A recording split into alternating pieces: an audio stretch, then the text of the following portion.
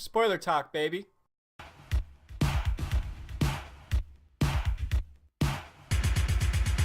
Let's start with that opening scene with Captain America and his team going after Crossbones.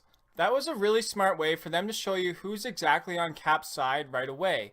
There's a fun banter between them, they have a good dynamic together, and you can tell that they've done a lot of missions together before, and it was fun to see Crossbones again. It's a good way for his character to end, instead of just having him being blown away in the Winter Soldier. And at the end of the scene, Crossbones straps a bomb to his chest, and he's going to blow people up, and Scarlet Witch, in a last-second attempt to save everyone, flings him in the air, but unfortunately the blast kills innocent civilians in a high-rise building. And as I alluded to in my non-spoiler review, I thought this was a missed opportunity. I think it would have been better if it was carelessness that led to these civilian deaths, not just a simple accident trying to save people from a big blast.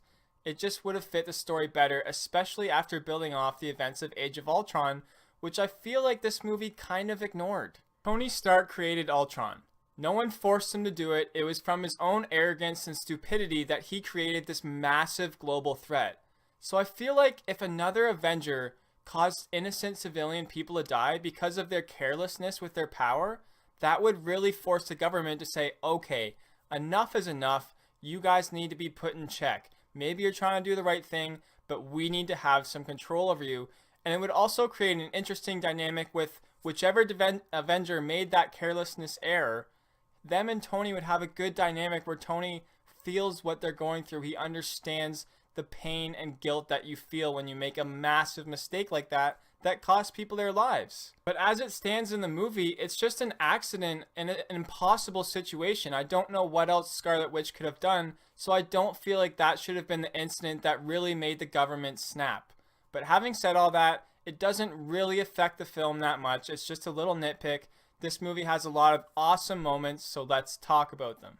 Obviously, the focus of this movie is the two leaders of each side, Captain America and Iron Man, and Chris Evans and Robert Downey Jr. do such a good job portraying these characters. And what I really liked is that these characters are very much changed characters as these movies have progressed, as all good characters should be. Things happen, characters change. I like how Captain America is really skeptical about the government. The same evil terrorist organization he was fighting in the 40s just infiltrated the supposed good guys in S.H.I.E.L.D. and almost caused thousands, if not millions, of civilian casualties. So when you hear him say, governments have agendas and agendas can change, you completely understand where he's coming from. As for Iron Man, he's been through a lot of crap. His humor is just a mask for a guy who has a lot of regret. He's dealt with alcoholism, he's having relationship issues, and he just looks tired in this movie. Since the events of the original Avengers, so many things have happened to him, and he just looks exhausted from the whole thing. And that's what works so well in this film, is that both Captain America and Iron Man truly believe they're doing the right thing, and they're not backing down. You come out of the film both agreeing and disagreeing with both of them. It was nice to see that this movie actually really built off the Winter Soldier. A huge part of Cap's life is still trying to save his friend Bucky, who everyone else would be perfectly fine letting him be killed, captured, tortured, really whatever, because they don't know him the way Captain America does. But literally everyone else pretty much sees him as this ruthless assassin, so that creates a really interesting dynamic between Captain America and essentially every other character. Now, let's talk about that airport scene. I tried to avoid spoilers going into this film, but all I kept hearing and reading was, did you see that airport scene? Oh my god, the airport scene. The airport scene was the best scene ever. And I think it's just me, but when I hear something is the best thing ever over and over and over again before I see it, I'm just really skeptical about it. I feel like it's not going to live up to my expectations. Especially when you see in the trailer the shot of them running towards each other. I felt like I knew the gist of the fight, but I was wrong. This scene was awesome. That scene literally single-handedly swayed my entire viewpoint of the MCU. Up until this point, I've been so frustrated with how they try to add humor at the sacrifice of story and characters. Sometimes insultingly so. Thor 2. But this movie didn't do that. It was so well done. It showed me that you can create an amazingly fun scene and still have stakes and tension. But what was so great about this scene is that different characters had different levels of investment in this fight. Captain America, Iron Man, Rhodey, Falcon, these guys were fighting wholeheartedly in what they believed in, and they were willing to hurt each other to get their way. But then when you add in characters like Ant-Man and Spider-Man, it allows the scene to be extremely fun at the same time. And although it's not exactly explained, you understand why characters are fighting on each side of this battle. Ant-Man, for example, he's a thief. He's not someone who respects authority. He's not going to like the government sanctioning his activities. And as for Spider-Man, he's just trying to impress Mr. Stark. These guys aren't out for blood. They're just trying to help their respective side win the battle. And somehow that actually fit into the story so well. It didn't feel contrived or stupid. And there were so many great moments in this scene. When Ant-Man says, I'm going to try something. It made me feel really sick last time. I had no idea what to expect. And then he becomes Giant Man and he's just loving it. He's like, ah ha ha! That was such a great moment. And then, oh, I thought that was a water truck. Just the humor and dialogue for Ant-Man in this movie actually works so well, and it showed me that he can be a perfect comedic relief character. And watching Spider-Man swinging around, having his playful banter was just so amazing to me. I grew up as a huge Spider-Man fan, and I was just so impressed with the way they captured the essence of the character in this film. He had probably my favorite line in the movie when he's swinging around. He says, "Hey guys, do you remember that old movie, The Empire Strikes Back?" And obviously every Star Wars fan knew exactly what was coming next, but that was just a really cool moment, a nice throwback to a great film, and I just love the way that Tom Holland made this character Spider-Man. Like, he's a young guy. I was so impressed that he actually completely nailed this role. I was really skeptical going in. But as much fun as I was having, like I said, the stakes were still there, and I love how this scene ended in tragedy. You see Rhodey falling from the sky after Vision misses his shot, and you see Falcon and Iron Man racing to save him, and that visual of Rhodey just thumping the ground was really powerful. It really showed that these guys aren't fighting to kill each other. It's just a matter of, we can't back down from this, and neither can we. We're not going to back down. So seeing Falcon racing after to save him was a really great moment, because you know he doesn't want him to get hurt. He just can't back down from this fight. And that theme sort of rings true until the final battle of the movie, when Tony Stark finds out that the Winter Soldier brutally murdered his parents.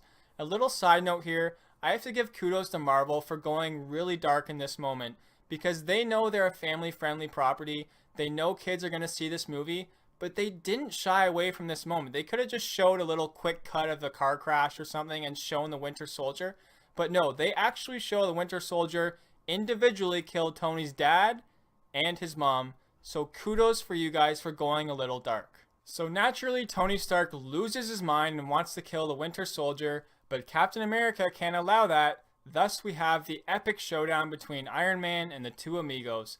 And like I said, the action in this movie gets progressively better, and this scene was awesome.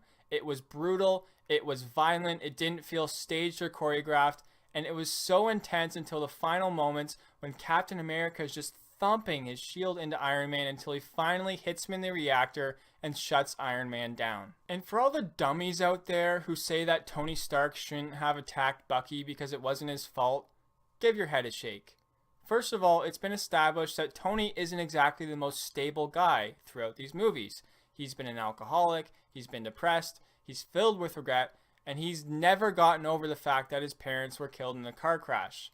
Now, imagine the whole movie, Tony is watching Captain America ruthlessly defend Bucky, this Winter Soldier who's this ruthless assassin, and all he has to go on is him saying, "No, Bucky's a good guy, you gotta trust me." As more innocent people die, he's a good guy, you gotta trust me.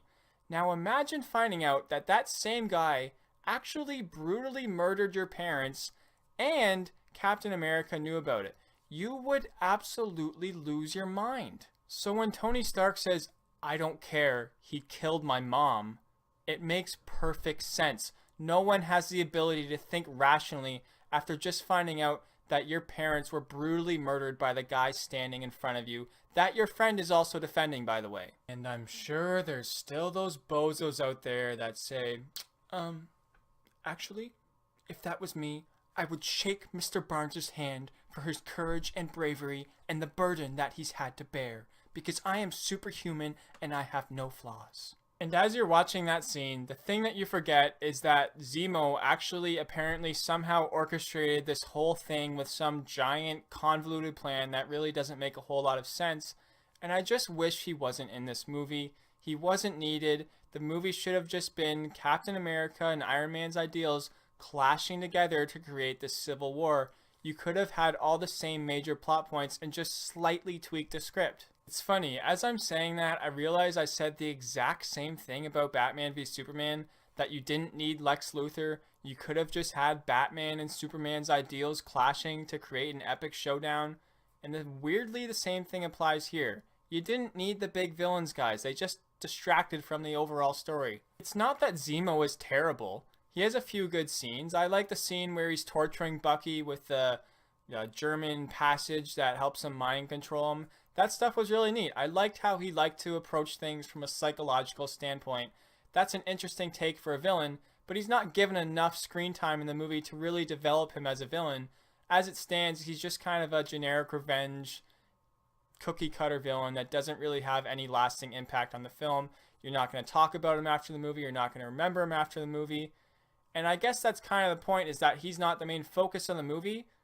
But then don't throw him in the climax and try to make it seem like this was all his doing. Marvel better deliver on Thanos, however you say it, or else people, including myself, are going to be really disappointed, because so far, really, Loki's the only one that's had any sort of lasting impact on the audience. Once again, overall, I was very impressed with this movie. Action, story, dialogue, humor, everything was executed very well, with a lot of terrific performances across the board. I love the way they introduced new characters, and I really respect the job the Russo brothers have done. They've made me excited for the Infinity Wars movies, really excited actually, when I would have otherwise just been sort of neutral about them. But what did you guys think? Best line, best character, best scene, best moment. Whatever you think, comment below and let me know, and if you like this video, click like. Thanks for watching, and until next time, see you later.